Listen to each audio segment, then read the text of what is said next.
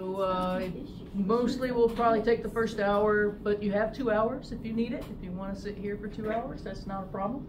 So I'll bring my tablet, my computer. I'll be content. There'll be no biggie.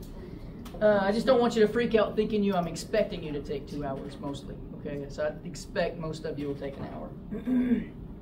All right. It covers everything we've covered to this point, plus a couple of slides that I want to kind of introduce today, and then we'll actually review them again next Monday. And then next Monday will also be kind of a weird lecture because I'm going to go up to the point where we're calculating stuff and stop. Because I don't want to do halfway and then halfway. So we'll probably have an awkward ending point next Monday. And then Wednesday, we'll learn how to calculate life tables, and then you'll get your first homework assignment. So we'll start racking up some points now.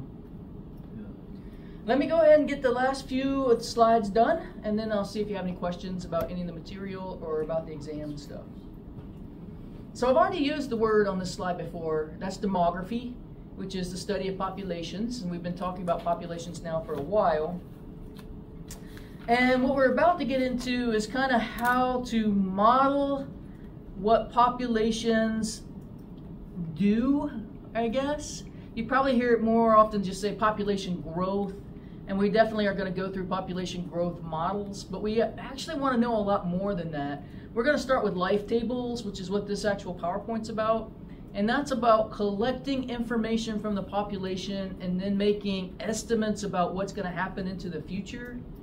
You know, so I told you that we use life tables, for example, to set bag limits and things like that. It's extremely practical. They want you to understand the basics of how to build a life table.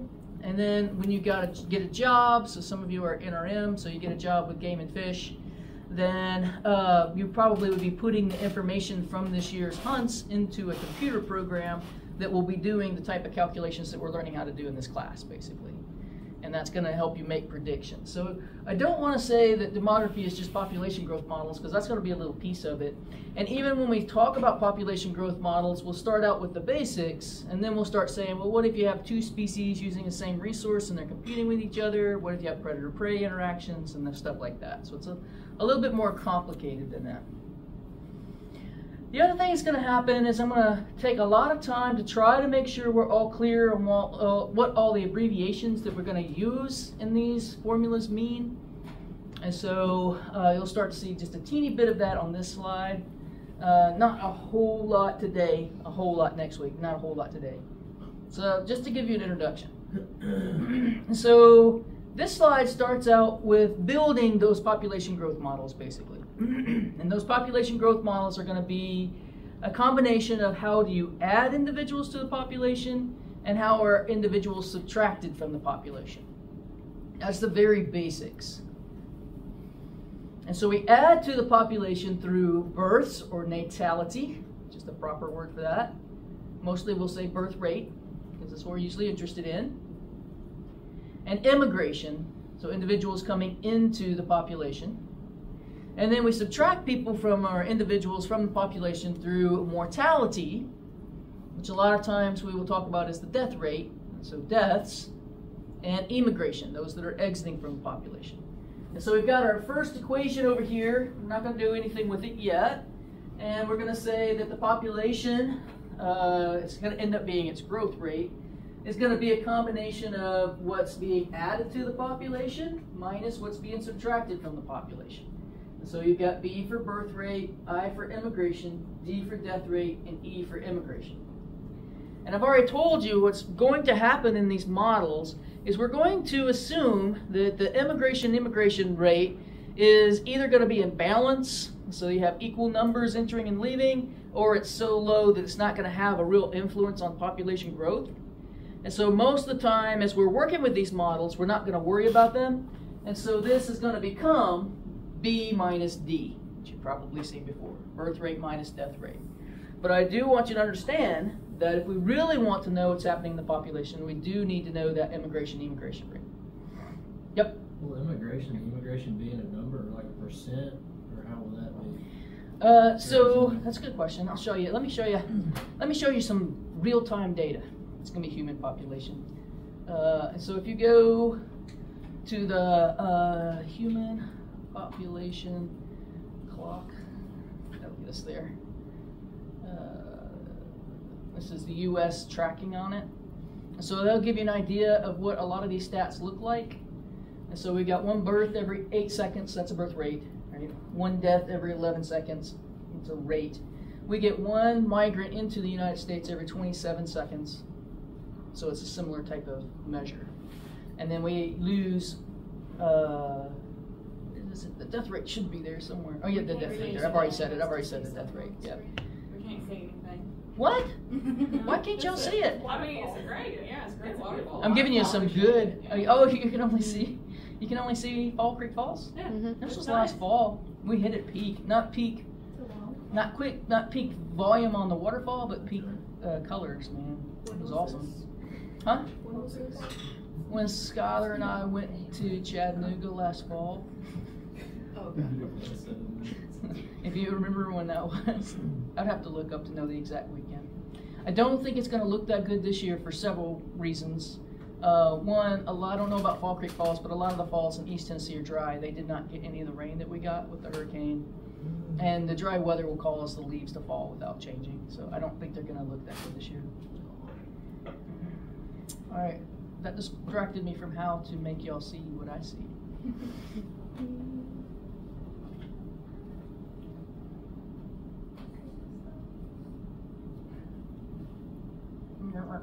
Population clock. There we go. Now you see the population clock? Yeah. Mm-hmm. So I like to show this one. I probably showed it in ComBio, but I like to show it to the freshmen too. Because it shows you how fast, shows you our U.S. population, the world population, how fast it's moving. And here's the statistics I was talking about. So it's a rate at which we gain individuals. This says our immigration. We have a net international migrant every 27 seconds. It doesn't. Our immigration rate in the United States is extremely low. We do have one. There are people who leave the United States and settle elsewhere, for sure. Wow. But it is pretty low.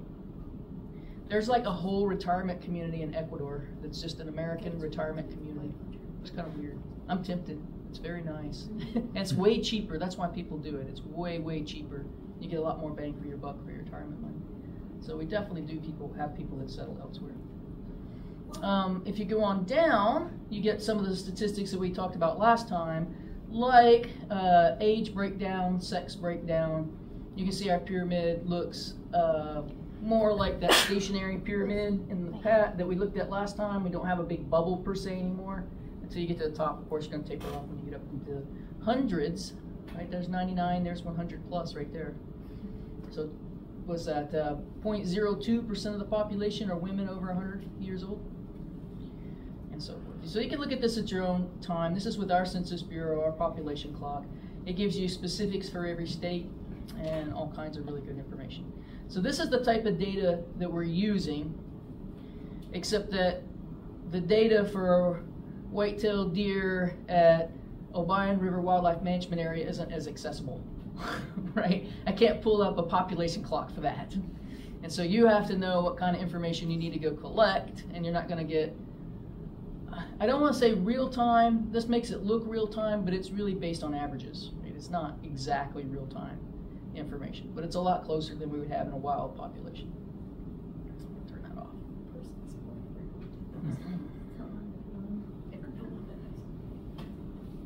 Okay, but it is the type of thing we're trying to do by building these life tables. All right, births and deaths generally account for most of the change in the population. Therefore, we usually use that only. Okay? I've already said what's on this slide, basically. And so as we go to simplify into an actual model, we'll ignore immigration. Immigration is also harder to determine.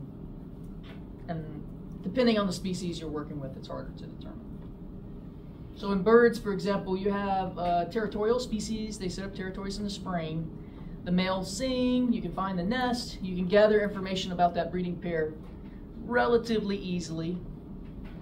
But we know that there is a population of birds that we call floaters. Those individuals that don't get a territory that year, they're quiet because they're kind of moving in and out of other people's territories looking for resources, and we have no idea how large that number is. So we have that kind of stuff going on. All right, so now we get to the mortality rate and your survivability rate. You'll notice that mortality rate we talk about quite a bit, and then we have probability of survival. But the mortality rate is actually the same thing. It's your probability of dying. And so it's the number of individuals dying at any given period of time. Now as we talk about life tables, you're going to get some kind of depressing information like this. And so this is literally the odds that you're going to die at this particular age. Now luckily for you all, you're very young, and so your odds of dying is extremely low in the United States. But then you can also be glass half full, right? So the opposite of that is your probability of surviving in a given period of time. And so your odds of surviving through today are very high. Okay? Same for Wednesday when we have the exam. Your probability of dying is extremely low, and your probability of surviving is extremely high. It's not zero. It's not zero, it's true. For other populations, though, we're going to see that that's not always the case, right? So if you are a mayfly, your mortality, your chances of surviving past 1 or 2 days, probably even 1 day, is extremely low. Right? You're probably going to die. Yep. Does the mortality rate and probability of survival like add up to like 100 or something? Like, are they like? As we go through our model, we're going to end up with 100% of the population dead, which is a great way of thinking about things, right? But basically, when you age out at the end of the model, we'll get to there. But your probability at you're going to calculate the mortality at every age class, and so it won't necessarily add up to 100%. It'll be close, so you're right. It's kind of close because we're going to be subtracting out the individuals that died at each time period.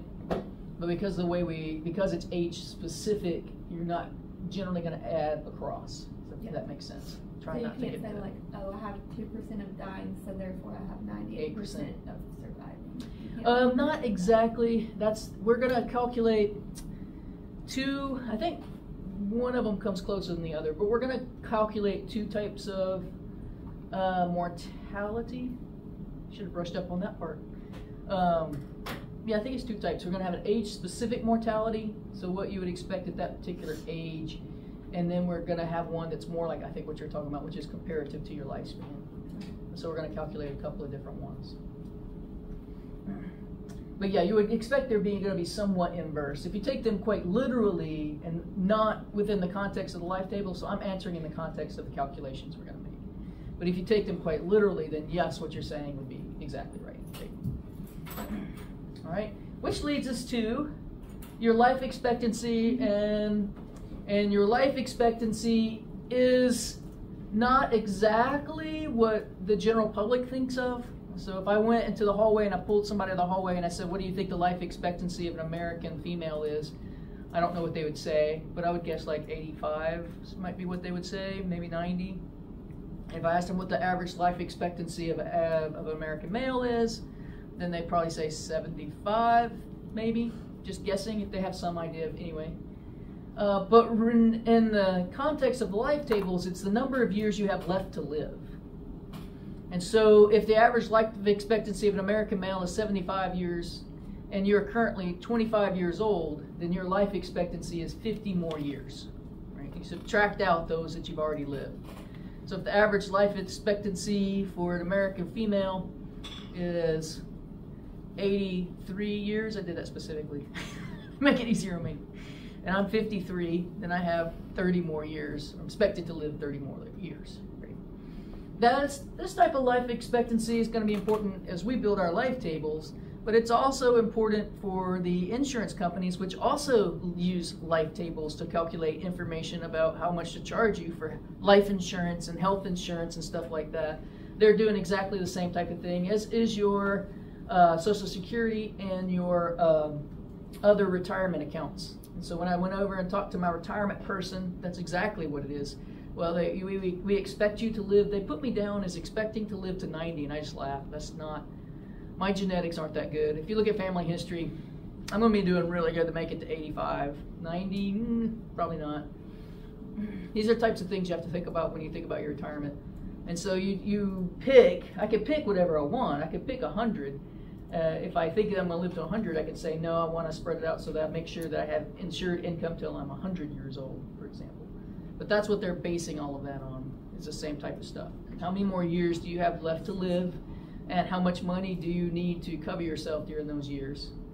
And then as you get older, one of the reasons the government picks up the health care is because your health care becomes much more expensive, right?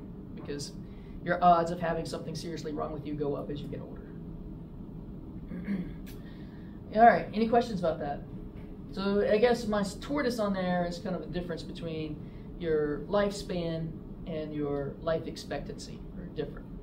We tend to think of life expectancy as lifespan culturally, but in this class we need to think of your life expectancy as how much time you have left. So luckily for you guys, you know, the average life expectancy, is that what I have down here at the bottom? I remember I looked it up one year. Yeah, I do. Hold on, I'll make it so y'all can see it too. At one point, the life expectancy of an American woman, why didn't we escape out? Topped at 90. I think we're back below that now. So I got, this is a health system tractor. How does the U.S. life expectancy compare to other countries? And it's got some stats. And so, which has some very enlightening stuff on it. So right now in the United States, our life expectancy pre-COVID was about 78.8. I think that's on average for everybody. And then it dipped during COVID quite a bit, and we're back up to 77.5. And then somewhere it's got male versus female. There you go. So currently, life expectancy as of 2022, anyway, when they did this, for men it's about 75, and for women it's about 80. But if you look down through here, look, at one point it was, well, that's Japan. Glad I caught that at the last minute. Here you go, women and men. Anyway, y'all can look at this at your own time. I think in here sometimes it does show where it's changed in the U.S. a little bit more than what you've seen already.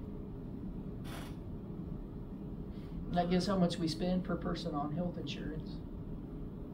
A bunch of other stuff. Okay, statistics. So one with the tortoise. Then the last thing I want to do, just very briefly, is to tell you what a life table is. Okay. And so a life table is just a table in which we collect a lot of information. Mostly for the ones that we're going to be working with, we're just going to collect how many individuals we have in each age class. That's all we're going to collect. But you can have much more complicated life tables that have things like mortality rates and things that are built in. So it's just a systematic way of calculating mortality, survival, and make predictions about life expectancy in a population. That's what we will be doing with the life tables. The life tables that we're going to build are going to look at groupings of individuals. That's referred to as a cohort. You can see that by definition here, a cohort is usually individuals born in the same time period. And so it would be all of the white-tailed deer that are born last spring. That would be one cohort. And then next year, next spring, that would be a new cohort, right, essentially. You hear cohorts used in different ways, and in biology you can also use it in different ways. So when you enter into the university your freshman year, you become a cohort. And then what we do is we follow you until you either leave the university or graduate.